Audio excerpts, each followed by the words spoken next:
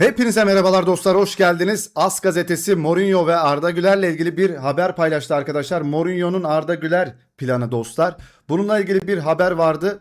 Twitter'a bir girdim, her yer bu haberden yıkılıyordu arkadaşlar. Ben de hemen bir yayın açayım dedim dostlar.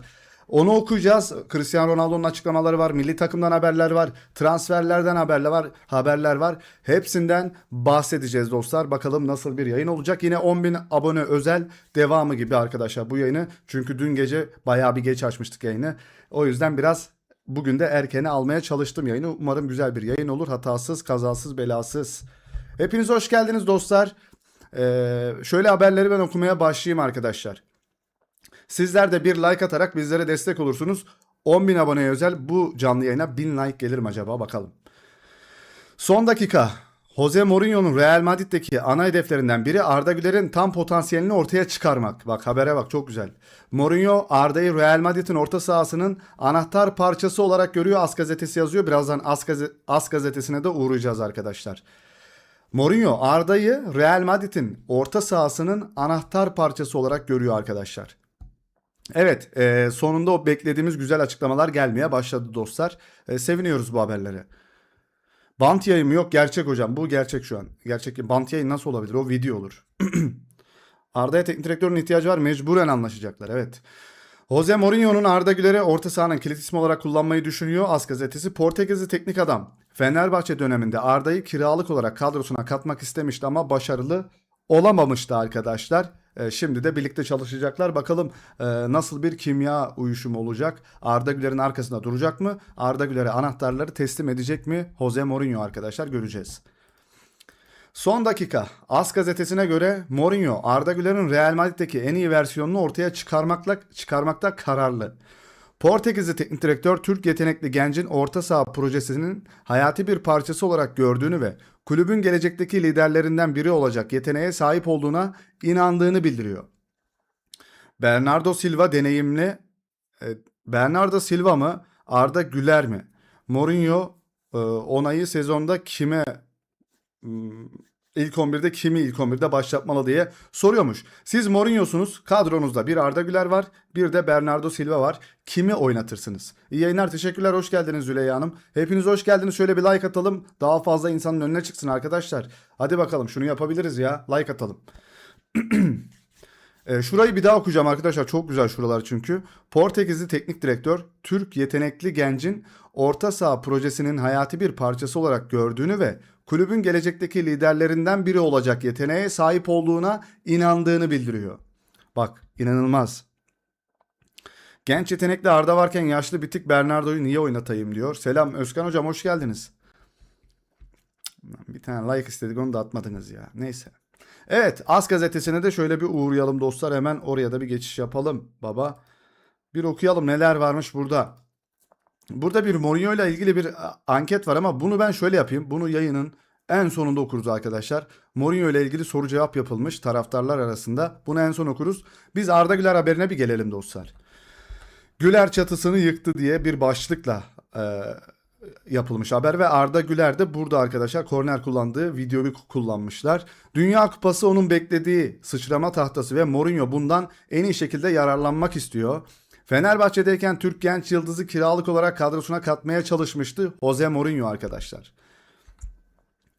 Evet, bu haberi yapan da Carlos Forjanes sanırım arkadaşlar. İspanyol yazar.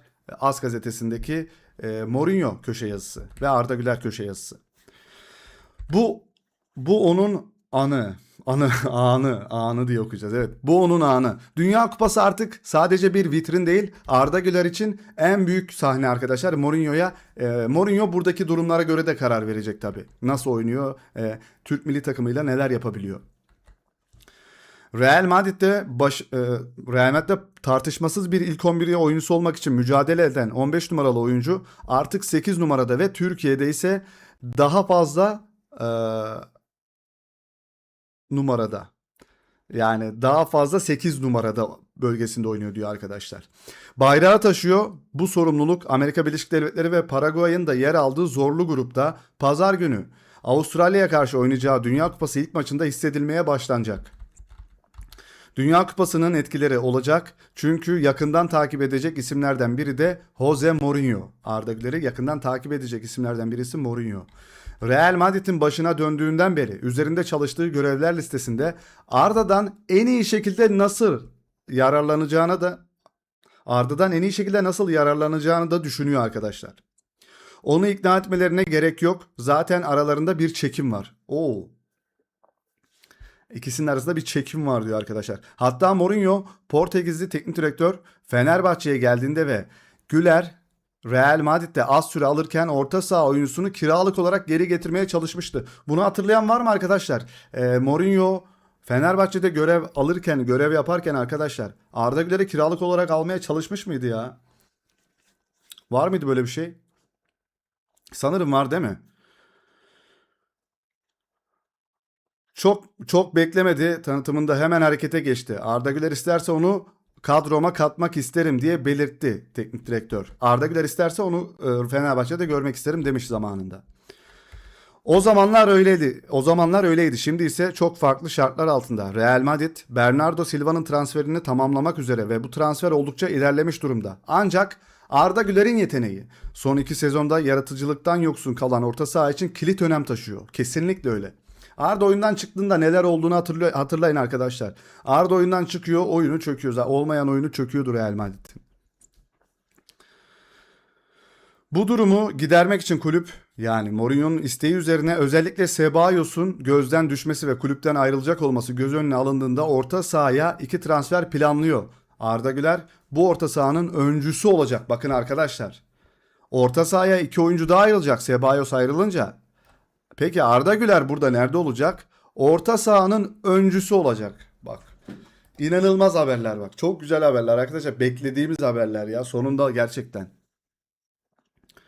Şunları duymak beni biraz da rahatlattı ama Mourinho gerçekten takımın başına tam anlamıyla geçince oyuncular döndüğünde bakalım bu dedikleri sözlerin arkasında olacaklar mı? Neler olacak göreceğiz. Türkiye onların ellerinde. Gelişimi bunu önceden haber veriyordu. Dünya Kupası genellikle yıldızlar söz konusu olduğunda iyiyi kötüden ayırır ve Arda'nın yeteneğini sergileyebileceği ilk Dünya Kupası olacak. Birçok oyuncu, tüm oyuncularımız gibi hatta. İlk defa çünkü 24 yıl sonra gidiyoruz.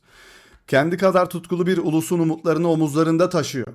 Türkiye ile başardıkları emsalsiz sadece 21 yaşında 3 ay ve 15 günlükken 30 milli maça ulaşması diğer tüm futbol dehalarını geride bıraktı. Hakan Çalhanoğlu 19 yaşında A milli takımda forma giymeye başladı ve 23 yaşında 30. maçına ulaştı. 17 yaşında forma giyen Caner Erkin ise 30. maçına 25 yaşında ulaşmak zorunda kaldı. Eski Real Madrid oyuncusu Nuri Şahin de 17 yaşında Türkiye milli takımında forma giymiş ve bu sayıyı ancak 23 yaşında aşmıştı arkadaşlar. Arda Güler bunların da önüne geçti diyor. Bu da son kısmı haberin arkadaşlar. Bu olağanüstü yetenekler sahadaki gelişimine de yansıyor. Bunlar Transfermarkt adlı uzman internet sitesine göre yaklaşık 100 milyon euro olan piyasa değeri gibi unsurları da hissediliyor. Şu anda 90 milyon euro değerinde. Evet, o Transfermarkt değeri de artmadı arkadaşlar. O da üzücü bir haberdi tabii ki de. Transfermarkt ama bütün Real Madrid oyuncularının değeri düşerken Arda Güler de sabit kaldı arkadaşlar bu şeyde. O sevindirici tarafı tabii olayın. Ama bize sorsanız CS'ti sanırım 120 küsür, 130 küsür bir şey açıklamıştı. Ve en değerli ofansif orta saha oyuncusu Arda Güler olmuştu o açıklanan şeyden sonra arkadaşlar.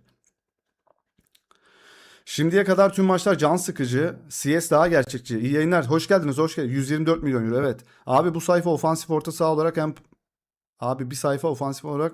Evet. CS o sayfa. Evet, nerede kalmış değerinde ancak iyi bir Dünya Kupası performansı en yüksek değere sahip oyuncuların seçkin kulübüne katılmak için kesin bir sıçrama tahtası olacaktır. Mourinho heyecanla ellerini ovuşturuyor. Dünya Kupası'nı izleyecek şöyle evden. Evet, burada da sayfanın reklamı var arkadaşlar. Bu As gazetesinde yazan haber buydu arkadaşlar. Devamında şöyle söylentilere de bir bakalım neler var. Hoş geldiniz dostlar, nasılsınız ya? Vallahi biz 80 kişi olduk. Şu like'ı da 80 yapalım. Hadi bakalım. Like'lar atılsın. Şu haberin şerefine atılır arkadaşlar. Ben çok da güzel okuyamadım biliyorum. Ağzım böyle çamur gibi oldu artık. Ama şu haberi görünce de girmek zorunda kaldık habere. Transfermarkt Real'in kupa kazanmasını da baz almış. O yüzden Arda'nın fiyatını arttırmadılar. Okey. Jose Mourinho Real Madrid'de Arda Güler ile çalışacağı için heyecanlı AS gazetesi yazıyor. Arda'yı takımın en değerli oyuncularından biri olarak görüyor. Daha önce de Arda'yı Fenerbahçe'ye kiralık olarak istemişti ama olmamıştı arkadaşlar, haber bu. Özel bilgi. Paris Saint-Germain'in Arda Güler'in peşinde olduğu haberleri doğru ve zaten ilk temas kurulmuş durumda. Bakın arkadaşlar, haberleri biz yapmıyoruz. Yapılan haberleri sizlere sunuyoruz ki bu sayfa büyük ihtimalle İspanyol bir sayfadır herhalde. Kulüp ve Mourinho oyuncuya kilit bir oyuncu olacağı sözünü veren Mourinho oyuncunun kalmasını istiyor, ancak Paris takımının oyuncuya reddedemeyeceği astronomik bir maaş teklif etme korkusu var. Arda çok az alıyor arkadaşlar. 6,5 milyon euro maaş alıyor Arda. Mastantuono bile 10 milyon euro alırken arkadaşlar. Şu şeyi değiştirmeyi unutmuşuz.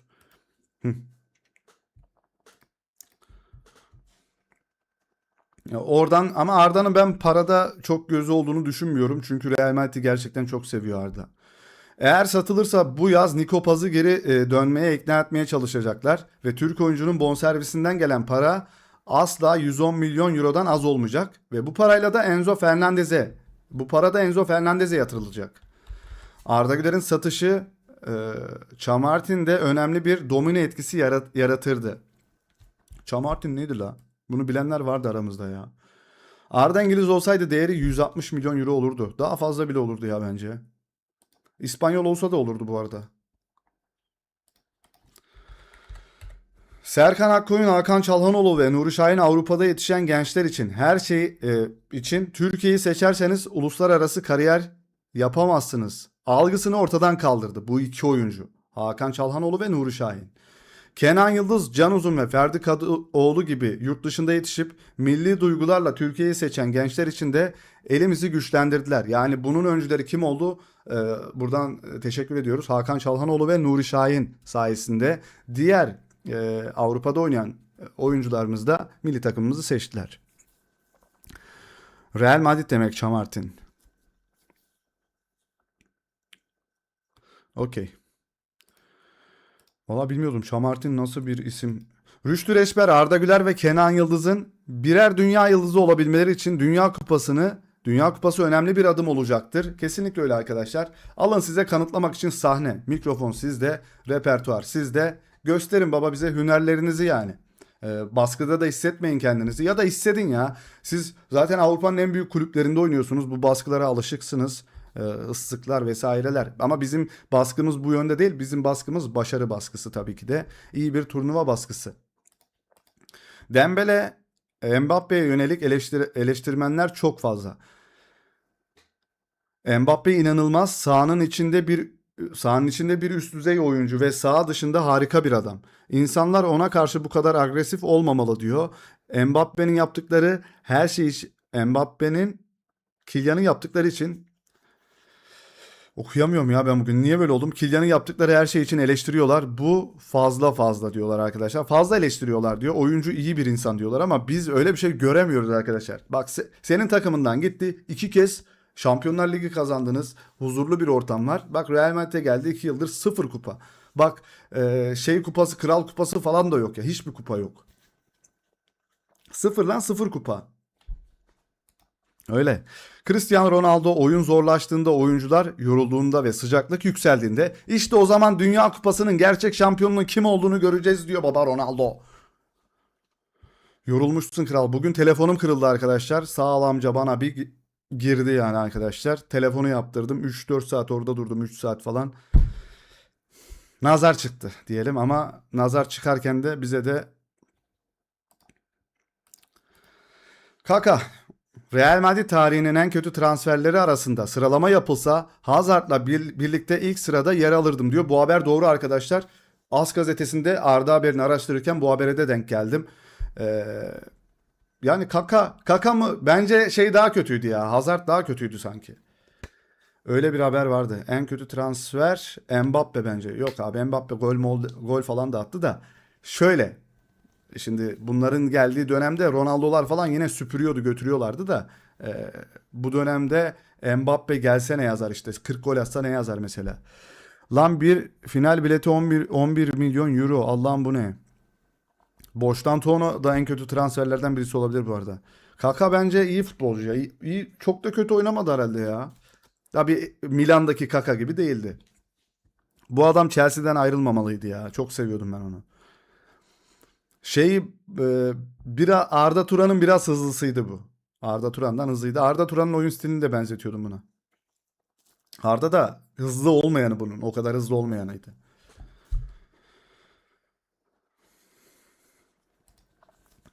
Erdoğan Arıkan arkadaşlar, şu frekanslarla ilgili bir şey varmış da onu bir sizlere söyleyeyim dedim. Dünya Kupası'nı her ülke Dünya Kupası'nı her ülke ancak kendi sınırları içinde yayınlama hakkına sahip. Bu bütün dünya için geçerli. Eğer ülkemizin dışına çıkabilecek şekilde uydudan yararlanırsanız bu FIFA kurallarına göre cezai durum gerektirir. Bize nasıl ceza gelecek? Ben şimdi girdim, çatalı soktum antene. Güncel frekans 11.794, dikey 30.000 arkadaşlar. Bu şekilde mi ayarlayacağız? Ya ben başka bir yere ayarlayınca FIFA yetkilileri kapıyı çalıp hep kardeşim izleyemezsin, HD izleyemezsin diye mi gelecekler? Ne olacak? Türkiye maçta live mısın? Evet, live'ım. Canlı yayın olacak.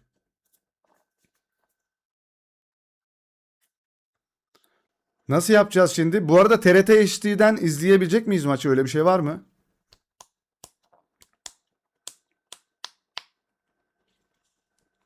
Kimse bir şey de demiyor. Hoş geldiniz arkadaşlar. Bir like'layalım şurayı ya. Sürekli söyletiyorsunuz ya. Vallahi yeter, alın ya size. Siz bunu hak ettiniz ya. Nerede o? Vallahi ben şunu bir patlatıyorum, alın ya. Arda Güler! Mais non! Il est passé. Sohbet konusu açalım. Yok, sohbet konusu açmayın abi. Haber sunacağım biraz. Durun. Sohbeti boş ver. Neyse, frekansla ilgili bir şey konuşalım dedik. Olmadı. Real Madrid son 2 sezonda orta sahanın yaratıcılık eksikliği olduğuna inanıyor. Arda Güler ve Bernardo Silva bu sorunu çözecek iki kilit parça olarak görülüyor arkadaşlar. AS gazetesi bunu yazıyor. Bunu değil, tokatı patlat. Chatimiz uyuyor bugün ya. Wake up. Gana milli takım oyuncusu Thomas Partey'in vize başvurusunu kabul etmedi. Thomas Partey Gana Panama karşılaşmasında oynamayacak. Ya kardeşim, bu adamlar futbolcu. Bu adamlar suçlu değil. Bu adamlar mahkum değil. Neden bu adamları almıyorsunuz? Biri hakemi almıyor, biri oyuncu almıyor. Biri Kevin De Bruyne'ü, bütün Belçikalı oyuncuları paçalarına kadar arıyor. Ya kardeşim, bu ne rezillik ya? Rezillik değil mi? Bence rezillik. Bosna Hersek 1-0. Kanada ilk yarı sonucu. Arda Büyük, Bernardo kesinlikle, bence de öyle. Yakında 6G geliyor. Hepimiz hasta olacağız. 6G turistik vize alsın. Can Uzun Dünya Kupası sonuna kadar transfer görüşmelerini erteledi arkadaşlar. Doğru olanı yapmış. Genç oyuncunun tüm odağı Dünya Kupası'nda. Böyle olması lazım. Her zaman gidebildiğimiz bir turnuva değil çünkü. Jose Mourinho gelecek sezon ne Raul Asensio'ya ne de Alvaro Carreras'a güvenmiyor. Eğer karar Jose Mourinho'ya kalsaydı ikisi de gelecek sezon Real Madrid'de olmazdı arkadaşlar. Olmadılar bence de. Kenan Yıldız Vancouver'daki ilk antrenmanın bir bölümünde takımla birlikte çalıştı. Bu Vancouver diye okunuyor değil mi arkadaşlar? Vancouver falan değil mi? Vancouver. Takımla birlikte çalıştı. Basına kapalı ikinci bölümde ise bireysel çalışmalarını sürdürdü. İlk maçta yok bence arkadaşlar. Hatta belki ikinci maçta da olmayabilir. Ferdi de olmayabilir bu arada. Carreras başta evet çok iyiydi. Kenan çok kritik oyuncu bizim için ama bence ilk maçta olmayacak.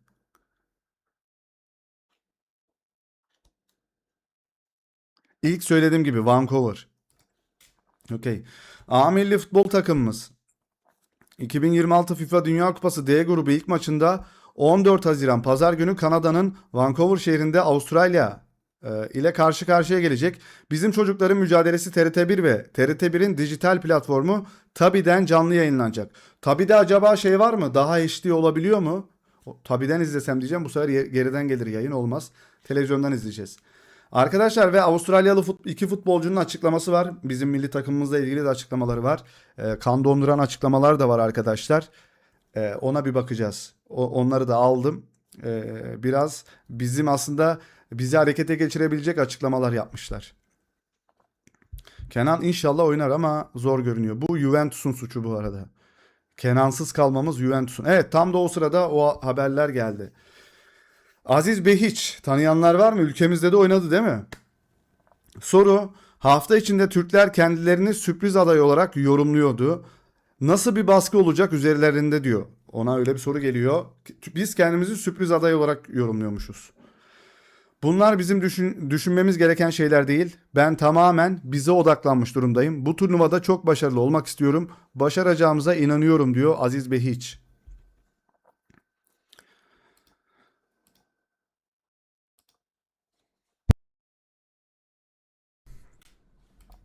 Soru: hem Türkiye'de hem de Avustralya'da futbol oynadın. İki ülke arasındaki benzerlikler ve farklılıklar neler? Aziz Behiç: konu futbol olunca tutkuları ortada. Türkiye'de futbol bir numaralı spor. Ülkede önemli olan tek şey bu. O kadar, yani çok şu an eskisi gibi değil de artık bir sürü dertlerimiz var ama eskiden bence futbol daha öndeydi ya. Bence şu an o kadar ön planda değil ya. Trabzon'da falan öyledir bence de. Artık bazı yerlerde insanlar artık hayat mücadelesine falan düştü. Tek şey bu. Oradaki herhangi bir maça gittiğinizde çılgın bir kalabalıkla, evet orası öyle, karşılaşıyorsunuz. Taraftarların kulüplerine duydukları tutkuyu görebiliyorsunuz. Avustralya'da bunu özlüyoruz diyor. Taraftar konusunda öyle de sürekli tek önemli konu futbol falan değil bence ya. Kick yayını olacak mı Salih? Olabilir, bilmiyorum. Avustralya'da futbolu bir numaralı spor yapmamız lazım. Biliyorsunuz. Tüm dünyada bir numara ama tek bizim ülkemizde öyle değil. Yani bence en büyük şey bu. Oradaki bir numaralı spor ne abi? Şey mi? Kanguruya binmek falan mı? Nedir yani? Aziz Bey hiç evet, Dünya Kupası tecrübesine sahip birçok oyuncumuz var. Ancak Türkiye gibi böylesine büyük bir ülke olmak baskıyı da beraberinde getirir arkadaşlar. Avustralya milli takım oyuncusu açıklamaları devam ediyor. Dünya Kupası'ndan uzak kalmaları, biliyorsunuz onları tanıyorum. Başarılı olma konusunda bir ulus olarak ne kadar gururlu olduklarını biliyorum. Bu yüzden şüphesiz üzerlerinde baskı olacak. Ancak bakın, biz sadece daha çok kendimize odaklanmalıyız. Kadrolarında sahip oldukları nitelikleri biliyoruz. Biliyorsunuz büyük kulüplerde oynayan çok sayıda harika bireysel oyuncuları var ve biz buna karşı dikkatliyiz. Çok alıştık, çok çalıştık, onları analiz ettik, videolarını izledik. En önemli şey bizim nasıl performans göstereceğimiz ve takım olarak ne yapacağımızdır diyor arkadaşlar. Can Tanrıverdi, teşekkürler hocam, eyvallah. Kriket mi? Kriket mi oynuyorlar orada? Teşekkürler hocam, kesene bereket. Destekleriniz için teşekkür ediyoruz hocam. O zaman bir Arda Güler gelir ona. Arda Güler! Eyvallah. Mais non! Il est pas 10.000 abone özel canlı yayının devamı gibi düşün. Onu biraz geç açtık arkadaşlar. Kusura bakmayın ama heyecanı bir an önce paylaşmak istedik sizlerle dün. Avustralyalı Miloš Degenek. Degenekçi misin sen? Evet, bu arkadaşa ben biraz kıl oldum. Türk oyuncuların hepsi hiç Dünya Kupası tecrübesi yaşamadı. Ulan sizin kıtanızda kaç takım vardı? Sen her yıl gidiyorsun da ne oluyor? Türk oyuncuların hepsi hiç Dünya Kupası tecrübesi yaşamadı. Bizde bunu yaşayan 9 oyuncu var. Ayrıca üzerlerinde büyük bir baskı var. Çünkü 2002'den beri Dünya Kupası'na katılamadılar. Üzerlerinde büyük bir umut ve büyük bir baskı var. Hiç bu açıklamalarla bizi baskı altına sokmaya çalışmış bu arkadaş da. Abi adam bir şey dememiş ki. Doğru yani. Baskı var, o var, şu var. Bence şey, yani baskı altına almaya çalışmak bu. Bilinç altında. Bilinç altında hocam. Dedikleri doğru ama bu şey, yani bu söyleyiş tarzına bakarsan bu baskı altına almak bence. Gitmiş araştırmış, 2002'den beri gidememiş. Onların ulusu çok işte şeyli. Hepsi onlardan başarı bekliyor. Abi bu kadar bizi derinden bilme. Biz de deriniz de. Bu kadar derinden bilme.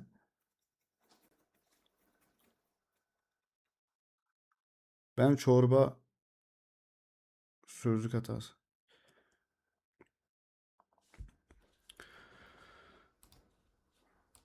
Dur, şu oyuncunun şurada bir açıklamasını daha görmüştüm. Birkaç tane daha oyuncusu vardı. Birkaç tane daha açıklaması vardı bu herifin de. Bunu nereden bulabilirim? O gündüz yaptığım videoda buldum. Hatırladığım kadarıyla neydi ya? Ya biz hep buralardayız. Onlar işte buralara alışık değil. Biz gruptan çıkacağımızı düşünüyoruz. Bilmem ne cart curt diye böyle açıklamaları da var devamında. Daha başka ne demişti ya? Bir şeyler daha demişti. Ha, o Türk oyuncular çok duygusal. Bu yüzden biz kazanabiliriz belki falan filan da vardı. TV bu izliyoruz. Bizde ayara gerek yok sanırım. Bilmiyorum. Çok duygusallar. İşte kazanabiliriz bu yüzden falan filan. Baskı altına almaya çalışan bir açıklaması var bu herifin. Mesela bak, şu adam hep kendine bakmıyor. Yani kendi takımıyla ilgili bir şeyler söylemeye çalışmış. Muhabire rağmen mesela. Bu gelip direkt bizi baskı altına almaya çalışmış, oyuncuları falan. Bu yeni Real Madrid'i beğendiniz mi arkadaşlar? Evet, sizlere soruyorum. Evet mi hayır mı arkadaşlar? Evet diyenler 1, hayır diyenler 2 yazsın. Chat'e bir görelim. Evet diyenler 1'e basıyor. Hayır diyenler 2. Vinicius, Mbappe, Valverde forvet attı. Bellingham, Tchouaméni, Bernardo Silva orta saha. Guardiola, Rüdiger, Konate, Dumfries defans ve kalede Courtois. Ardası mardası yok. 1 mi 2 mi? Yün Zohu 1 demiş. Yakup Saygın 1 demiş. Yani olur diyor, bu kadroyu beğendim diyor. Niye Arda'yı hiç göstermiyorlar? Tam Real'e yakışır kadro. Çöp kadro. Doğukan. 1 mi 2 mi? 2. 2 diyenler var. 2 daha önde şu an. 1 2 tane gördüm. Yani 2 tane biri toplasak 2 ediyor. O zaman onları da 2'ye aldık. 2. 2 diyorlar. Yakup da 2 diyor, Yakup Bey. Silva yaşlı değil mi? İş yapar mı? Arda diyorum. Daha var. Birkaç tane daha kadro var. Hiçbirinde Arda yok. İnanılmaz. Kaldırat kadro. Arda globalde underrated maalesef.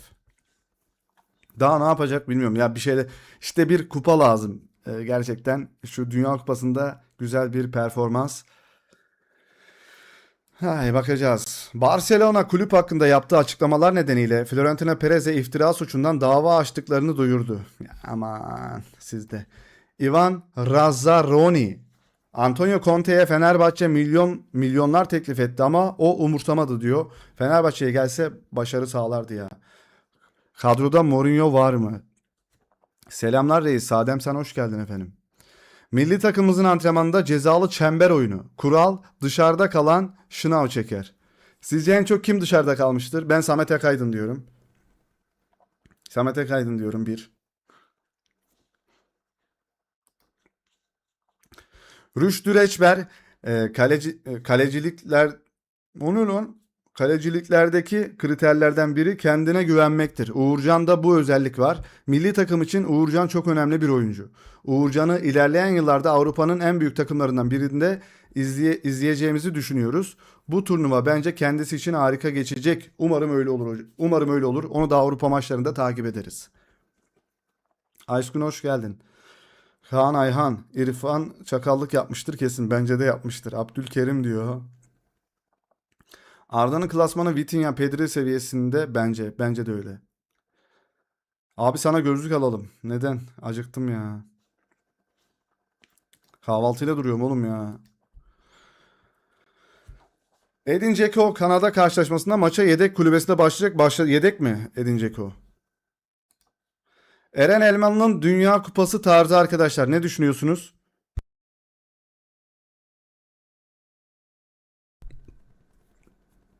Ben de acıktım. Vallahi acıktım ya.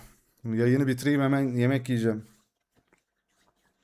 Eren Elmalı'nın Dünya Kupası saçı arkadaşlar. Saçını saklıyor kaç gündür. Bir bandajla geziyor. Sürprizdi ama sürprizi çoktan gördük. Çünkü belli oluyor o bandajdan. Ördürmüş saçını. Gerçek ama rengi o mu bilmiyorum. Arda Karadağ maçındaki çamurlu formasını çerçeveletip salonuna asmış. Sebebi şuymuş. Neden bu formayı oraya astı? Kirli falan. Kaybetme duygusunun ne kadar berbat olduğunu hatırlamak için. Ama bu çocuk başka bir kafada ya. Başka bir kafada. Salih bir yemek tarifi ver. En sevdiğin yemek. Hocam ben yemek yapamamayı bilmemek. Ya bir tek menemen yapabilirim. Onu da güzel yaparım ha. 3-1 yenilmiştik zemin yüzünden, evet. Ve açıklamayı da Arda Güler'e falan yaptırmışlardı maç sonu açıklamasını. O çamurlu formayla gelmişti. Güzel bir hatırlatma, kendine bir güzel bir tokat aslında. Kaybetme duygusunun ne kadar berbat olduğunu hatırlatmak için. Arda Güler Türkiye'nin Dünya Kupası hedefleri hakkında. Kazanmak istiyoruz. Türkiye'yi ettiğinizde büyük düşünmek zorundasınız. Her rakibe saygı duyuyoruz ama turnuvalarda sadece sayı doldurmak umuduyla girmeyiz. Kalitemiz var, yeteneğimiz var ve kendine inanan bir takımımız var. Amacımız dünyanın en iyi uluslarıyla yarışmak ve her maç için savaşmak. Dünya Kupası futbolun en büyük sahnesi ve her oyuncu o kupayı kaldırma hayali kurar. Biz neden bunu hayal etmeyelim? Sıkı çalışacağız, alçak gönüllü kalacağız ve ülkemiz için her şeyi vereceğiz. Halkımızı gururlandırmak istiyoruz ve kazanmak istiyoruz diyor Arda Güler. Arda Güler milli takım antrenmanında bugün. Cristiano Ronaldo, kendimi çok iyi hissediyorum. Maçları izlemediniz mi? Bu Dünya Kupası'na büyük umutlarla gidiyoruz. Bu nesil Portekiz'e büyük şeyler katacak diyor. Yani genç oyunculardan bahsediyor sanırım.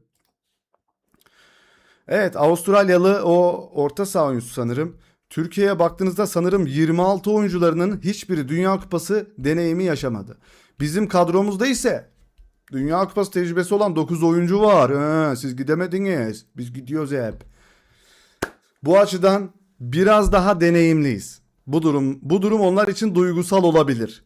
Onlar çok duygusal, çok tutkulu, aynı zamanda mütevazı ve gururlu insanlar. Ama biz de tüm bunlara sahibiz. Hatta biz onlardan daha gururluyuz. Daha fazlasına da sahibiz diyor. Bence Türkiye'nin de üzerinde büyük bir baskı var. Aynen kankam, sen söylemeye devam et. Çünkü 2002'den bu yana Dünya Kupası gibi büyük bir turnuvaya katılamadılar. Bu yüzden üzerlerinde çok fazla beklenti ve baskı var diyor. Delireceğim şu herife ya. Kardeşim, Eurolarda falan hani çeyrekler var. Kardeşim benim. Euro 2008 güzel geçen bir Euro 2008 falan da var. Yani güzel şeyler oldu. Dünya Kupası kadar büyük değil ama o da önemli bir turnuva.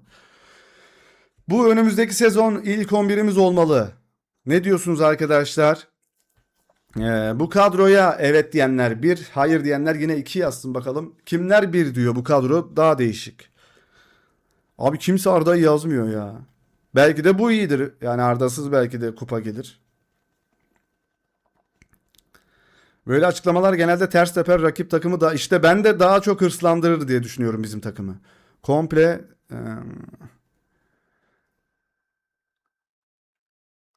Arda yok, Çanakkale. Çanakkale'de gördüler. Dünya bizi unutmuş, Türkiye'yi kolay lokma sanıyorlar.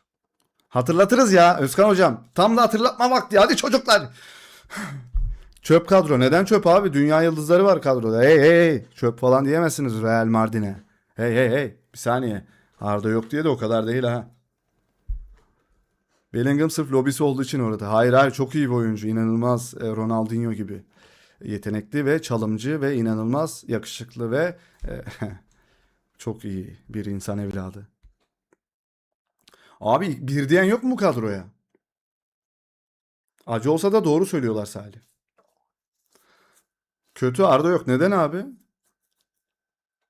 Çok iyi takım. Ziraat Türkiye Kupası'nı alır diye. 2-1 diyen yok mu aramızda ya? Tamam o zaman. 2 diyenler like atsın. Hadi. Bakalım like artacak mı? 2 diyenler bir like patlatsın abi şuna. Bakıyorum. Yo, 62'de kaldı. Evet, hala 62. 2 diyenler like atsın. Eksi 2 diyenler yorum da atsın. Evet, devam edelim. Attık zaten. Yok. Siz attınız da atmayanlara diyorum. Evet. Leo Messi. Dünya Kupası'na hazır arkadaşlar. Evet, o özel son kramponlu. Çok güzel krampon ya. özel kramponlarıyla son tango, last tango arkadaşlar. Kramponlarıyla, yeni milli takım formasıyla Leo Messi de bu arenada olacak arkadaşlar. Yamal mı Musiala mı sorusu geliyor. Eski Bayern Münih. Oğlum Ballak Bayern Münih'te oynadı değil mi? Oynadı. Eski Bayern Münih ve Almanya milli takım oyuncuları kimde karar kılıyorlar? Sami Khedire'ye soruyorlar. Musiala mı Arda Güler mi? Arda Güler diyor. Ve şu oyuncu da şu an Bayern Münih'in oyuncusu ve Alman milli takımın oyuncusu. Ballak da diyor ki, o da diyor ki Arda Güler diyor. Seçimini Arda Güler'den yana kullanıyorlar. Çok güzel. Dün de söylemiştik. Selamlar, iyi yayınlar Salih'im. Hoş geldin Erdem hocam. Messi çok kibirliymiş. Öyle. Arda ile Messi. Biz bu arada gruptan ikinci çıkarsak son 16 turunda Arjantin de çıkarsa Arjantin'le eşleşiyoruz. Forma çok yakışmış. Janti olmuşsun. Bana mı diyorsun hocam, Messi'ye mi? Dembele Barcelona'dan ayrılmakla doğru kararı verdiğimi düşünüyorum. Haydi. Olise ben çok duygusal bir insan değilim. Diğerleri gibi aynı şekilde tepki vermem. Bu ne kardeşim peki? Duygusal olmayan erkek pozu mu? Nedir abi? Soru, Cristiano Ronaldo mu Messi mi? İbrahimovic diyor ki Messi Dünya Kupası'nı kazandıktan sonra konuyu kapattı diyor.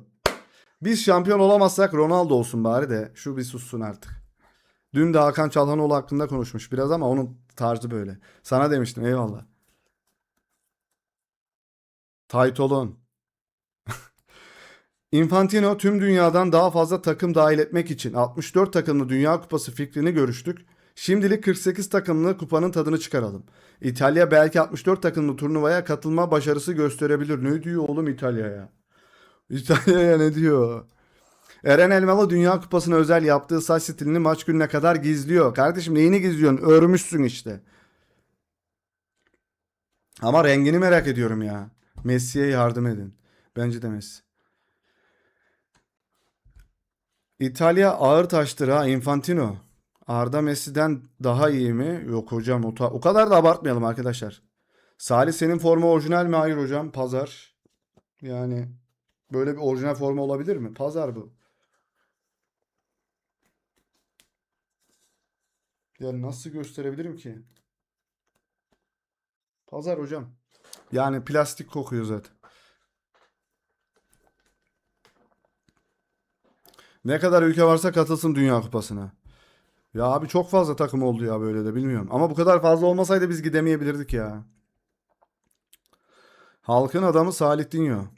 Ama hemen çıkmış bak.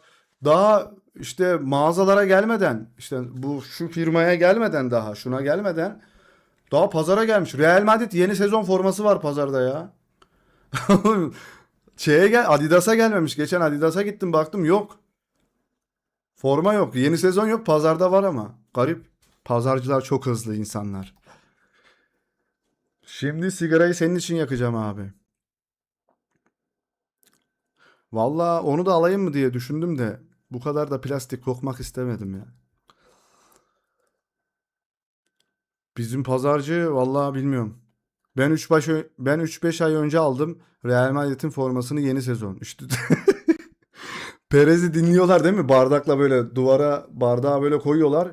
Yani forma işte omuzları yeşil olacak, şöyle olacak, böyle olacak. Hemen koşuyorlar dikimhaneye.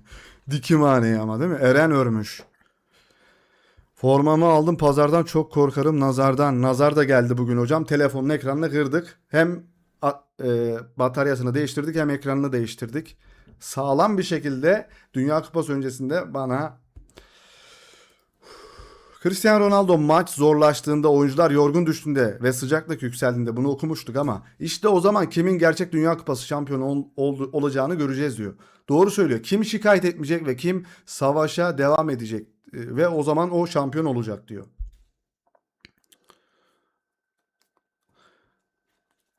Yeni sezon forma sana çok yakışır. Pazar versiyonu mu Adidas mı? Hocam yeni sezonun uzun kollusu var ya. Düğüne gidilir ya. Kendimiz evlenemeyeceğimiz için düğüne gideriz yani. Soru, nasıl hissediyorsun? Cristiano Ronaldo her zamanki gibi. Oldukça neşeliyim. Bunun özel bir turnuva olduğunu biliyoruz. Oraya büyük bir umutla gidiyoruz. Fiziksel olarak iyiyim. Maçları izlemiyor musunuz? Baba, boş kaleye kaçırdığın golleri gördük son hazırlık maçında. Nazar ettiğiniz hain insanlar. Vallahi nazar o değdi herhalde ya. Gerçekten değdi. Yani öyle böyle yani arkadaşlar. İnanılmaz pahalı ya. Yeni telefon parası verdik ya. Bu kadar zor olmamalı abi hayat. Bak delireceğim, vuracağım yumruğu şimdi monitöre ya. Bir yerden geliyor bir yerden gidiyor. Oh Hyun Gui maç sabahı ateşi 38 dereceye kadar çıkmış. Maç öncesine kadar oynayacağı belli değilmiş. Oğlum bu nasıl oh lan? Bu oh değil ah. Özür diliyorum. Belli değilmiş, son saatlerde kendine gelmiş. Sanırım Kore'nin planında hep oh vardı. Büyük ihtimalle kalan tüm maçlarda ilk 11 oynar. Portekiz kazanamaz. Oğlum bu ne olmuş oğlum, bu adam bu kadar çirkin değildi lan, yakışıklı herifti, buna ne oldu abi? Baba sana ne olmuş baba, telefonun mu kırıldı senin de? Evet, Kenan Yıldız ve Arda Güler arkadaşlar İdman'dan bilmiyorum. Ah deme oh de Lipton reklamı. Geldim Salih. Bir adet Yusuf, hoş geldin hocam. Sky İtalya'ya göre Türkiye ve Almanya'nın Dünya Kupası ideal ilk 11'leri arkadaşlar. Kalede Çakir, Demiral, Kabak, Bardakçı, Çelik, Çalhanoğlu, Kokçu, Kadioglu, Güler, Yıldız, Akturkoglu. Neuer, Kimmich, Tah, Schlotterbeck. Oğlum Schlotterbeck ha. Bayern Münih okuyorum zannettim ya. Raum, Pavlovic, Goretzka, Sane, Musiala, Wirtz ve Havertz arkadaşlar. Evet. İkisi de santrfor değil. İkisi de Havertz de santrfor değil değil mi ya?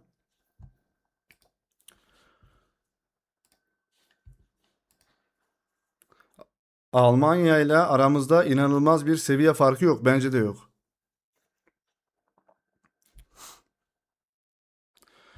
Bernardo Silva'dan Arda Güler'e. O büyük kalitede bir oyuncu. Ne kadar doğru bilmiyorum. Belki de Manchester City maçının eşleşmesinin işte oynandıydı ya. Real Madrid Manchester City Şampiyonlar Ligi. O zaman yaptı belki bu açıklamayı. Arda büyük kalitede bir oyuncu. Onunla rekabet etmem gerekeceğini biliyorum. Aa dur, yeni bu o zaman. Ama sonunda hepimiz aynı hedef için savaşıyoruz. En önemlisi Madrid'in kazanması. Ne zaman dedi bunu acaba? Ben böyle ya doğruluğundan emin değilim. Okuduk sadece. Karizma mıdır peki baba? Bu adam karizma mıdır peki? Voltimate forvet oynar gibi. Voltimate. Öyle mi okunuyor? Abi ne oldu? Çıktım geldim. Bence yalan bu abi. Arda Paris Saint-Germain'e gitsin o zaman abi. Karizma mıdır? Ahmet El Şenavi. Liverpool'dan ayrılma ihtimali Salah'ı psikolojik olarak etkiledi. Bu durum değişebilir ve o Liverpool'da kalabilir. Ya git kardeşim, seni sevdik ama git diyebilir Juventus'ta. Baba karizma. Kahkaha atıyorum. Abi bu nedir peki böyle? Bak ya abi, tam şu örgüllerden birisi de renk ne olacak? Rengi kırmızı beyaz yaparsa bak çok değişik olabilir harbiden. Ama gidip şöyle düz yaparsa Abdülkerim Bardakçı Vol 2 yani olur. Ama gidip oraya bak kırmızı beyaz atarsan turnuvanın unutulmaz saçlarından birisi olabilir Eren. Atletico Madrid forvet Victor Osimhen için dev bir transfer hamlesi araştırırken Reportedly 120 milyon euroluk bir sorgulama yapmış. Nijeryalı uluslararası oyuncu başka bir etkileyici sezonun ardından yaz transfer penceresi öncesinde güçlü ilgi çekmeye devam ediyor. Sorgulamanın resmi müzakerelere dönüşüp dönüşemeyeceği belirsizliğini koruyor. Ancak Atletico şimdi Osimhen için sohbete dahil oldu arkadaşlar. Yani ne diyorlar? Alvarez giderse Osimhen alınır gibi. Arda hayatta gitmez. Kelly iyiymiş. Eren Kelmalı. Doğuş. Eren Kelmalı ha. Sarı permaya Gullit gibi olmuş değil mi? Evet şurada. Eren Davala. Eren Şaş. Eren Eren Soboslai. Eren Bardakçı. Ruth Elmalı. Eren Fatma Gül. Eren Hans. Eren Bardakçı 2. Şöyle gelelim, evet. Herkes tarafsız olarak milli takımda bu ilk 11'e fit mi arkadaşlar? Eren Tekke. Ha, Fatih Tekke, doğru lan, Fatih Tekke saçı şu ya, değil mi? Uğurcan, Ferdi, Ozan, Abdülkerim, Eren. Hakan İsmail, Barış Alper, Arda, Kenan, Can. Ben size söyleyeyim mi arkadaşlar? Can'ı çıkarttım, Kerem'i koydum. Montella'nın yapacağını söylüyorum. Kerem'i koyar baba buraya. Arkası böyle olur. Burada Orkun Kökçü de olabilir. Bence hatta ilk maçta Orkun Kökçü oynamalı. İkinci maçta Paraguay maçında İsmail yüksek oynamalı arkadaşlar. Çünkü Paraguay daha sert orta sahası. Avustralya'nın da sert ama Paraguay'ın komple sert arkadaşlar. Ferdi, Ozan, Abdülkerim, Eren.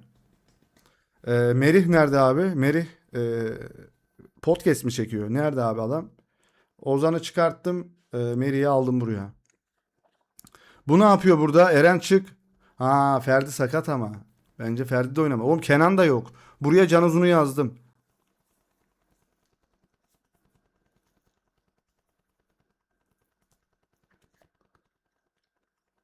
Ya da Barış yerine Arda'yı koyup ortaya Can Uzun'u, sola Kenan'ı. Kenan yok.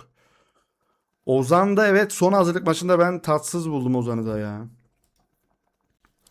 Yıldızımız ilk Dünya Kupası için hazır diyorlar arkadaşlar. Kenan Yıldız'ın şey paylaşıyor. İtalya'nın sayfası paylaşıyor. İtalya Ligi Serie A'nın Türkiye sayfası paylaşıyor. Baba karizma ya. Lamine Yamal, Nico Williams'ın ayaklarını görünce kahkahalara boğuldu. Yani size bu ayak göstermek istemezdim yine ama bu ayağı görmek zorundasınız. Ben buna şahit oldum. Sizler de olmak zorundaydınız. Bu parmağı ben ezdim. Topuğumla böyle sigara izmariti gibi ezdim o parmağı.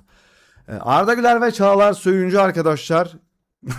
Bunların fotoğrafı vardı ya arkadaşlar. Kafa baloncuk gibiydi şeyin, Çağlar'ın. O fotoğraf geliyor aklıma. Arda'nın kafadaki. O fotoğraf şok mu acaba ya? Oğlum çok kötü bir kafaydı yani. İkisinin kafası da kötüydü.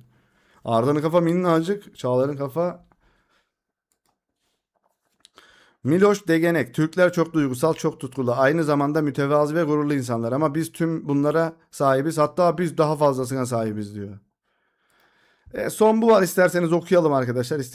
Okuyalım hadi biraz. Mourinho ile ilgili bir soru cevap gibi bir şey yapılmış. Mourinho'nun Real Madrid'deki ikinci döneminden ne bekliyorsunuz? As ile canlı tartışmaya katılın arkadaşlar. Mourinho 13 yıl sonra bambaşka bir versiyonuyla Real Madrid'e geri dönüyor. Sizce bu yeni Mourinho Bernabeu'da başarılı olabilir mi? Yorumunuzu gönderin ve tartışmaya katılın demiş. Soyunma odasında düzen ve birçok şampiyonluk kazanacak bir takım. Mourinho'nun Real Madrid'deki ikinci döneminde ne bekliyorsun? Ha, bu soru arkadaşlar. Tam şuraya gelelim. Artık süperstarlarla oynayıp kazanamazsınız. Üstelik zaten süperstarları da yok. Paris Saint-Germain, Bayern ya da daha az ölçüde Barça gibi oynayacaklar ya da uzun bir düşüş dönemi yaşayacaklar. Umarım Mourinho altyapı akademisini fark eder. Ya kardeşim, bunu Arbeloa denedi. Ve Nico Paz, Jacobo Ramon ve Victor Muñoz'u kadrosuna katar. Bunlar Real Madrid için çok değerli olduklarını kanıtlamış ve şampiyonluklara aç genç oyuncular. Abi hepsi şampiyon. Mbappe bile aç şampiyonluğa. 2 yıldır kupa yok. Sanki bütün kupaları topladılar da. Şampiyonluk kazanamadığımız bir yıl daha geçti ve Nico ya da Victor gibi altyapıdan yetişen oyunculara hak ettikleri fırsat verilmedi. Eğer Xabi'ye verilmeyen yetki ona verilirse takımı iyi iş çıkaracaktır ve kim katılmak istemiyorsa, kim olursa olsun gitsin. Başarı, Real Madrid ile hak ettiği Şampiyonlar Ligi kupasını kazanacak. Oğlum Mourinho Real Madrid'le Şampiyonlar Ligi kupası almadı mı ya? Soyunma odasının kontrolünü ele geçirmek, savunmayı güçlendirmek ve dünyanın en iyi forvetleriyle kazanan bir takım oluşturmak onun görevi olmalı diyor. Tam bir fiyasko olacak. Ekim ayına kadar ligden elenmiş olacağız. Şampiyonlar Ligi'nde çeyrek finale bile çıkamayacağız. Son 16'ya çıkıp çıkamayacağımızı göreceğiz. Sorun Arbeloa ya da Xavi değildi. Sorun takımın 7 numarasıydı ve hala öyle. Şu anda Real Madrid'in asıl sorunu o diyor. Bak. Umarım bize şampiyonluklar kazanmanın ve bu takımla gurur duymanın sevincini geri getirir diyor. Rekabeti artırın, koşmayanları yedek kulübesine alın. İşte doğru bu. Evet, dayanışma gösterin. Düzeni sağlayın. Teknik direktörün liderliğini güçlendirin. Sonuna kadar hala Mardin ruhunu geri getirin. Taraftarları heyecanlandırın, basın toplantılarında ve genel olarak basınla daha samimi bir Mourinho sergileyin ve şampiyonluk kazanma yoluna geri dönün diyor. Bırakın gerçek bir takım gibi oynasınlar. Birimiz hepimiz için hepimiz birim. Oğlum Türk müsün kimsin ya? Soyunma odasında düzen, mücadeleci ruh, heyecan verici oyun. Real Madrid'in renklerini ve prestijini savunmaya adanmışlık. Prestijini savunmaya adanmışlık istiyoruz diyor. Disiplin, sorumluluk ve ünvanlar, kupalar diyor. Mourinho Real Madrid'in şu anda egolarını kontrol altına almak için ihtiyaç duyduğu teknik direktör. Buna katılıyor musunuz? Şampiyonlar Ligi kupası alamadı mı oğlum? Aldı diye biliyorum ya. Alamadılar mı? La Liga kazandı ve kral katılmıyorum. Tıpkı daha önce yaptığı gibi bir Modric daha getirin. Modric'iniz zaten daha iyisi var. Kıps. Bence bu da bir başarısızlık olacak. Umarım yanılıyorumdur. O zaman o hiçbir zaman kazanan bir antrenör olmadı. Geçmiş performansı önemsiz. Rekabetçi ruhum ve kazanma azminin geri dönmesini umuyorum diyor. Üçlü zafer, üçlü kupa diyor. Oyunculara ve ünvanlara odaklanalım. Gibi. Burada bir sürü var. İstiyorsanız okuyabiliriz diyor. Çok uzun ya. Yeterli. Az da varmış. Onu nasıl yapacağız ablacığım? O fay hatlarını nasıl taşıyacağız oradan? Evet dostlar, haberlerimiz de bu kadar. Bugün de yayın bu kadar olsun bence. Bir de böyle kısa deneyelim. Çok uzun yapıyoruz yayınları. Haberlerimiz böyleydi. Arda ile ilgili güzel haberler gördük. Milli takımdan yine heyecanlı bir bekleyiş var. Heyecan sardı mı? Dünya Kupası'nı gördünüz mü? Dünya Kupası aldık. Dünya Kupası aldık oraya bir tane. Var mı sorunuz arkadaşlar? Like atmayanlar da like atıp bize destek olabilir. Hala abone olmayanlar 20 bin abone olmak istiyoruz. Bakın çıtayı bir anda 10K'dan 20K'ya çekelim hemen arkadaşlar. Güzel olsun her şey. Milli takımla da birlikte hep beraber izleyelim maçları. Yarın uyku yok. Evet yarın gerekirse 5-6 saat yayın açarız. Neden olmasın? Yayın rekoru gelir mi Dünya Kupası'na özel? 8'li 9'lu saat. Belki bir FIFA alırım arkadaşlar. FIFA oynarım. Maçı simüle ederiz.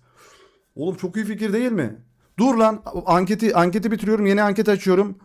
Maçlardan önce o olsun mu? Hatta sizlerde de FIFA varsa birlikte de oynayabiliriz. Discord falan da kullanabilir. Oğlum çok güzel şeyler geldi aklıma. Dur. Anketi bir sonlandırdım. Ne sorayım abime? Mourinho Arda Güler ile anlaşabilir mi arkadaşlar? Anlaşır 159. Arda ile anlaşamayan suçu kendinde bulsun. 115 oy kullanılmış. Anlaşır diyor herkes. Sabaha kadar maç izleyelim. Ben Almanya'da yaşıyorum. Burada maç 1 saat erken oynanıyor. Yani saat 6'da. Almanya'da havalar nasıl peki hocam? Bir anket açalım. Gidip boşuna almayalım oyunu da.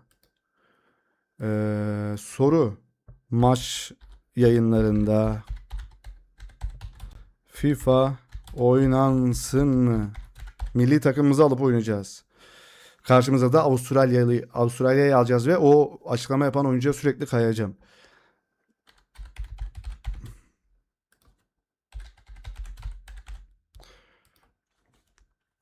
Evet anketi başlattım arkadaşlar. Ankete bir katılalım. Ondan sonra da yayını bitirelim. Türkiye maçında yayın. Evet.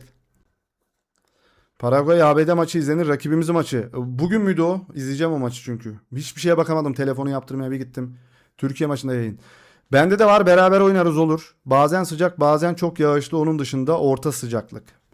ABD koşucuyuz diye gaza gelecek. Arda araya pası atacak bol bol aynen. Bugün izleriz maçı. Evet abi 4'te. Ya 4'e maç mı kalır kardeşim ya? Nasıl izleyeceğim? Evet, maç yayınlarında FIFA oynansın mı diye sorduk arkadaşlar. Oynansın %58'de. Birinci sırada gerek yok diyenler %42. 12 oy kullanılmış hala. Daha çok fazla kişiyiz. Enes'im hoş geldin. Devrem, Devo ne yapıyorsun? Türkiye grubu lider bitirirse milli takım forması benden bir takipçine dostun. Bana, benimki bak pazardan aldım bana. Gerçek forma mı peki?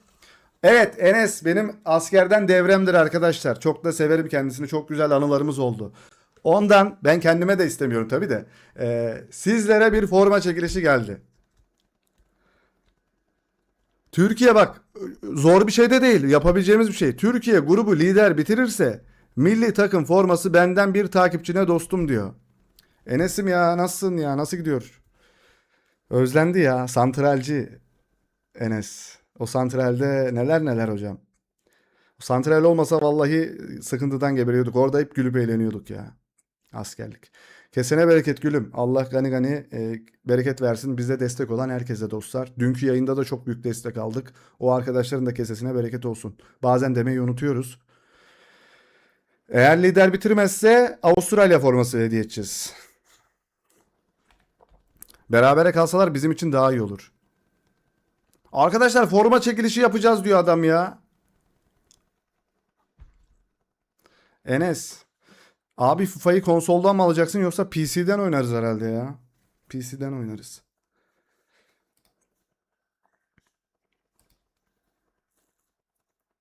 Benim formam var. Ver. Ver o formayı bana çabuk. Enes'e de şeyi kullanalım ya. Bir saniye abi, adam gelmiş size forma çekilişi yapacağım diyor. Bir konfeti patlatalım Enes'e. Eyvallah eyvallah. Selamlar. Melih Öz hocam hoş geldiniz. Nasılsınız? 10.000 abone olduk, onu da kutladık. Hem onun devamı gibi bir yayın oldu. Hem de sizlere bir forma şeyi geldi oradan. Enes. İlkerim ya. Evet, ankete de katılabilirsiniz. 120 kişi var. Kimsede mi forma istemez? Aleykümselam. Secinti 27. Uyuyor, maçı izliyor olabilirler. Destek için açıp öyle bırakmış olabilirler bize destek olmak için, bilmiyorum.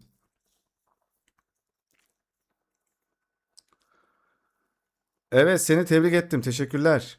Selam Salih, forma yakışmış. Hadi okuyalım. Evet, anketi bitireceğim ama çok az kişi katılmış. 31 oy kullanılmış. 134 kişiyiz. Neredesiniz? Uyan. Maç yayınlarında FIFA oynansın mı? Oynansın, %56, gerek yok, %44 çok yakın, o yüzden bekliyorum. Ben yemek yapıyorum. Ne yapıyorsunuz? Bana da ben de geleyim. Hazır yemek. Bayılırım. Afiyet olsun efendim. Diğer tüm ülkeler akşam vakti maç yapıyor. Sadece Türkler hep gecenin bir yarısı Hayır. Hayır. Bizim maçlarımız, ilk maç Avustralya maçı, oranın saatiyle akşam 9. İkinci maç saat 8'de Paraguay'la. Üçüncü maç Amerika Birleşik Devletleri ile saat akşam 7'de. Tam maç saati. Tam maç saatinde bizim saatler. Yani gecenin bir yarısı maç yapıyor. Türkler hep gecenin bir yarısı değiliz. Ülkede gecenin bir yarısı yayınlanıyor. Çünkü saat farkı var. Oranın akşam işte oranın akşam 9'u, bizde sabahın 7'si oluyor işte. Türkiye için sabah 6'da kalkacağım. Biz de kalkacağız vallahi, yayın açacağız. Neyse, ben kaçar, aşık bir adam olarak yatacağım bugün. Geçmiş olsun hocam, o sıkıntı diyorum ya o işe. Olmayın oğlum, ancak olmayın ya. O da beni beğeniyor Salih ama söyleyemiyorum. Abi git söyle bence. Zaten her türlü kaybediyoruz. Bugün ona tatlı ikram ettim. Hani bize? Bosna 1-0 önde devam ediyor. Abi söyleyeceğim mecbur. 41 oy. Evet, %61 ile maç yayınlarında FIFA oynansın diyenler var. Gerek yok diyen %39. Yarın yine bir canlı yayın açarız arkadaşlar. Orada yine sorarız. Şu an burada oyna diyenler daha fazla. Bakacağız. Abi ben hep terk edildim. Buna ne dersin? Biliyorum. Biliyorum oğlum. Biliyorum. Canın acıyor. Biliyorum. Bizim de öyle. Brom. Terk ediliyoruz insanlar tarafından. Sıkıntı yok. O yüzden 100.000 abone olup onları utandırmak istiyorum. Ha bu çocuk... Hey, kaybettiğin çocuğa dön bir bak bakalım ha. 100.000 abone olduk. Sanki şey değil mi? Hesabınıza asgari ücret yatırıldı. Oğlun artık eskisi gibi değil. Dostum, videoyu beğendin mi? Dönüş yapmadın. Hocam onu özelden konuşuruz. Sanki bana benzemiyor hocam ortadaki herif ya. Ben değilim ya. Fabregas'a falan benziyor. Yapay zeka videosu. Maç yayınlarında FIFA oynansın mı? Son kez anketi sonlandırıyorum. 42 oy kullanılmış. Sayılmıyor bence. Ne dedik? Maç yayınlarında FIFA oynansın mı? Oynansın, %62 ile birinci sırada, gerek yok %38. 42 oy. Bak ya hocam, vallahi bana benzemiyor yani. O Arbeloa'ya falan da benziyor ortadaki adam. Bilmiyorum, bakarız ama yine bir izlerim. Evet, Enes'ten bir forma sözü geldi ama bu chat burada değil. Nerede bu chat yani? Enes'im yani bu sanki istemiyorlar gibi forma. Türkiye milli takım forması istemiyorlar ya. Dünya Kupası'na gittiğimiz özel forma. Bu forma özel. Bu özel bir forma arkadaşlar. Bunu yıllar sonra saklasanız çok değerli bir forma bu. Hani Türkiye'nin Dünya Kupası'na katıldığı bir forma olacak. Anket bitti.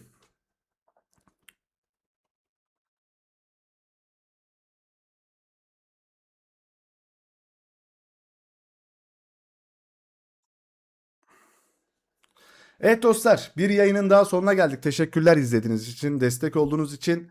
İyi ki varsınız. Orijinal ne kadardı hocam? 8.000 falan. 8.000 TL.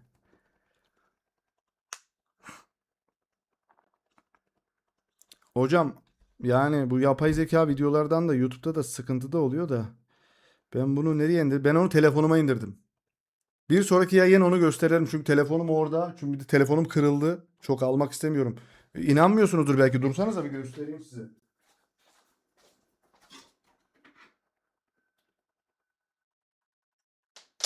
Baksanıza telefonum patladı.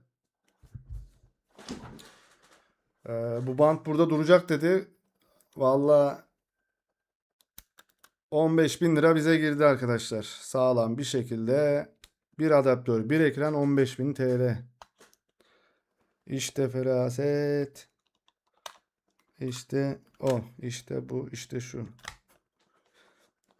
Yazıklar olsun ya. Vallahi yazıklar olsun. Ben gidiyorum arkadaşlar. Yayını bitirmeyi unuttum. Yayın bitmesin. Bitsin. 15 bin TL'ye ekran mı olur? La oğlum. Televizyon 15 bin TL olursa anlarım. Geçmiş olsun. Sen yüzünü gösteren bir kanalsın. Yapay zeka zarar vermez. Peşimden koşmuyorlar. Ya Yusuf bir dur Yusuf. 15 bin lira verdik telefonun ekranına diyoruz. Peşimden koşmuyorlar diyorsun ya. Al sana. Vallahi ben de üzüldüm. Neyse ya.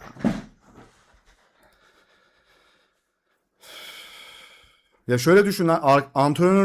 Antrenörlükten aylık 13 bin lira alıyorum arkadaşlar. Ekran 15 bin. Adam bir saat çalıştı. Ben bir ay gidiyorum. O kadar sinirliydim ki aslında da neyse hallettik onu. Cana gelmesin arkadaşlar. Anca öyle teselli ettim. Ben hocamın videosunu yapacağım bir saniye. Arkadaşlar şu yapay zekayı göstereyim size. Durun arkadaşlar. Bir video var ama kalitesi hocam çok kötü gelmiş bu arada. Ben sana söyleyeyim. Kalite marka çok kötü gelmiş kalite söyleyeyim hocam onu. Bana nereden geldiydi o? E nerede abi video? Video yok. Bir dakika lan indirdim mi? Bilgisayara mı indirdim acaba? Ee, Şu yapay zeka videosunu da göstereyim. Sonra gideyim arkadaşlar ben. Yo. Hocam hangi maile gönderdiydin ya? Biz neredeyiz? Ha dur bakayım. Şimdi bulabilirim belki. Ee,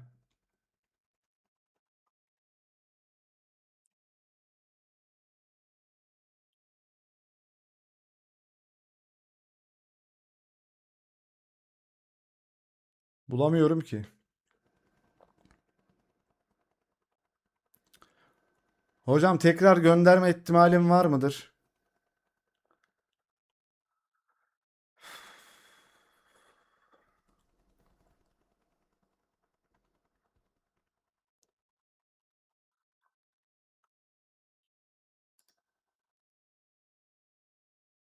Yok. Ha spam'a düşmüştü değil mi o? Tamam dur spam'daydı. Tamam. Buldum. Müziksiz olan hangisiydi ki ya? Müziksiz olanı açayım. Ee, Arkadaşımız yapmış. Şey olmasın ona da.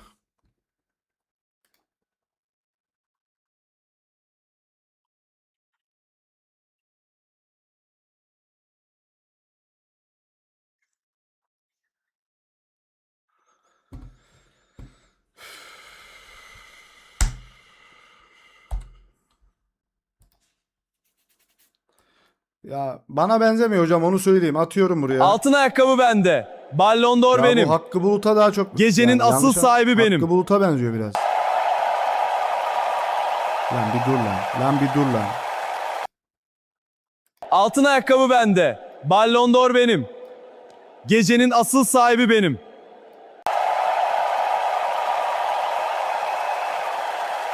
Ben değilim. O ben değilim. Ben olamam. Bu kadar mıydı? Altın ayakkabı bende. Ballon d'Or Bu benim. kim abi? Gecenin asıl sahibi benim.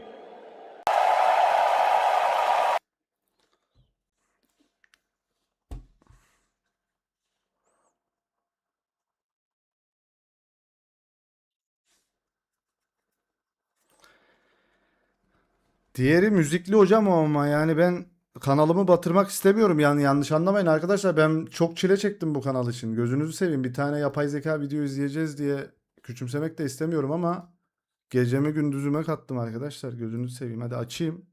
Dünkü bu arada, dün benden Çanakkale türküsünü söyledim ya, telif yedik videodan. İlk telifimizi yedik. Teşekkür ediyorum arkadaşlar. Türküden bile, Çanakkale türküsünden bile telif yiyormuşuz. Altın ayakkabı bende. Ballon d'Or benim. Gecenin asıl sahibi benim. Salih dünya, duy sesimizi. Ay yıldızla tek Benim yüreğiz ağzım niye biz. Vinicius Junior'ın ağzı gibi oluyor peki?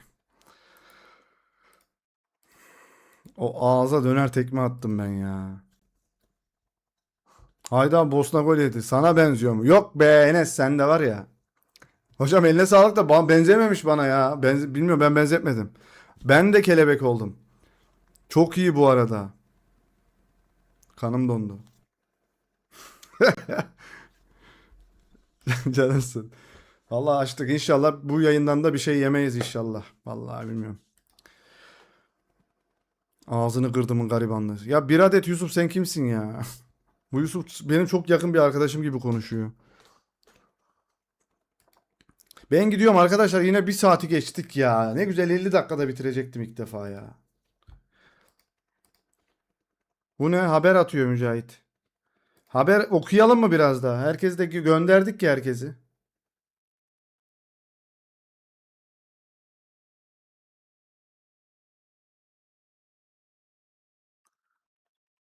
Merak etme, o tapu zeka ile yapıldı zannetmem. Tapu zeka ne ya? Abi tavsiye ver gönül işlerinden. Kelin ilacı olsa kendine sürerdi.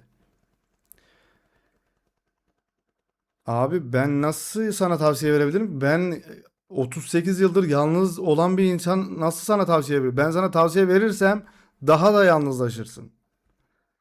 Yok, olmuyor, benim de olmuyor. Yok. Yok, öyle biri yok, öyle biri yok. Öyle birisi yok, olmadı. Öyle birisi asla yok, yok, yok. Öyle birisi yok arkadaşlar, söyleyeyim. Yapay ha.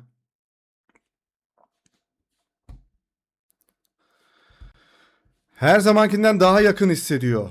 Dünya Kupası. Neyi abi? Rüyayı mı? Eşref rüyayı mı?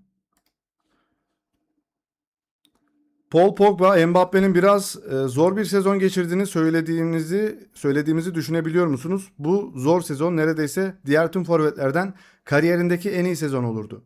İşte o kadar iyi bir oyuncu. Onun için yılda 40 gol atmak zor bir sezon anlamına geliyor. O kendi jenerasyonun en iyi forveti, nokta. La yürü git. Doping kullanma lan.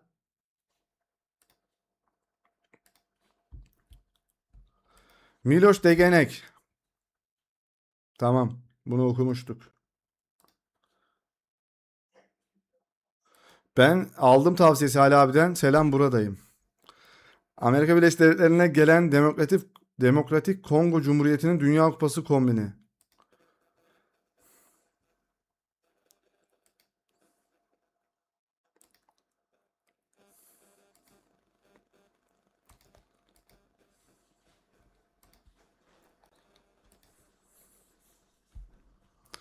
Aşraf Hakimi. Hiko Baba'dan açıklama var. Aşraf Hakimi Afrika'da bize Afrika'nın Brezilyalıları diyorlar. Bana da mahallede Ronaldinho diyorlar. Robert Lewandowski, Thiago Faira transfer için Amerika Birleşik Devletleri'ne gidiyor. Dünya Kupası'na gidemeyince oraya transfer oluyormuş baba. Kanım dondu. Beğendim ben, güzel güzel komik. Hiko Baba'dan tavsiye var.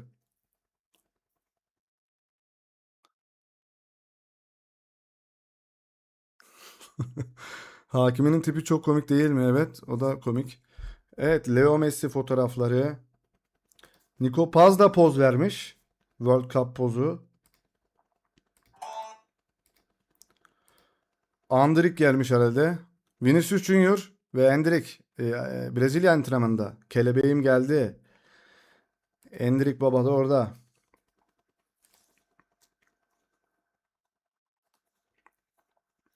Allah bien. Allah bien ne demek, var mı Fransız aramızda? Bu kim lan? Samuel Eto'ya benzettim ha. Mbappé. Ester'in yanına kaçtıydı dün.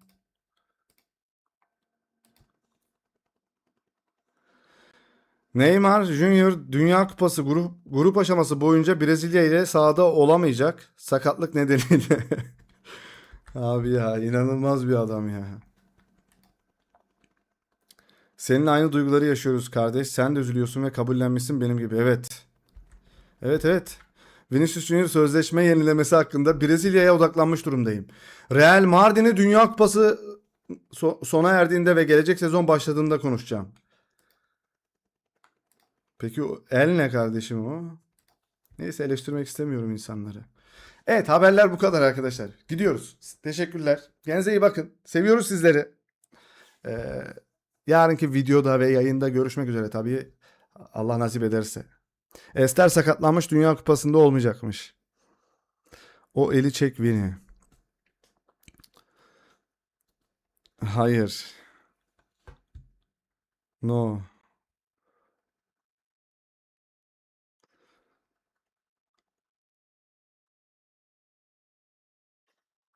Ester'i kim sakatladı? Ester abim iyi geceler hocam. Herkese iyi bir gece diliyorum. Gidelim, biraz şekerleme yapmamız lazım. Şekerleme yapıp maçı izlememiz lazım. Ama ne şekerlemesi? Benim daha yarının videosunu çekmem lazım. Ağzına sağlık bro, iyi geceler. Orhan Bey, görüşürüz. Ulan bu Mbappe şut çekmeyi beceremiyor. Gitme, sana muhtacım. Gözümden nursun. Yine telif geliyor, muhtacım. Beni öldür öyle git.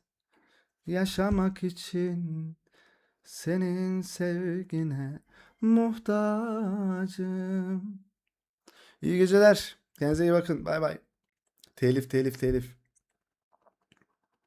Murat Bey, görüşürüz. Abi okuma telif geliyor. Bay bay. Allah'a emanet. Kendinize iyi bakın. Bay bay.